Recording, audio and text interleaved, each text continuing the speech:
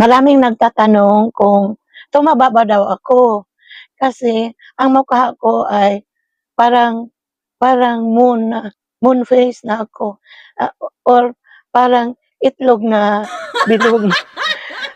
Ito kasi, ang dahilan nito, kasi one day before, during, and a day after my chemotherapy, ay pinapainom kami ng gamot na may steroids.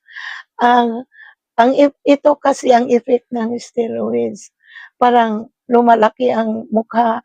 Kaya kung may nakikita kayong, cancer patient nagki-chemotherapy, ganito talaga ang mukha. Natutuwa rin ako kasi hindi na naklaro ang wrinkles ko sa aking liig kasi parang lumaki na aking liig. So yan ang napapala ko sa pag-chemotherapy. 'Di bale naman basta ano naman magamutan naman ako sa aking cancer. I know Lord, you won't leave me. So bye-bye na. Don't forget to follow, like, and share my videos, or my account, Amping sa Kanunay.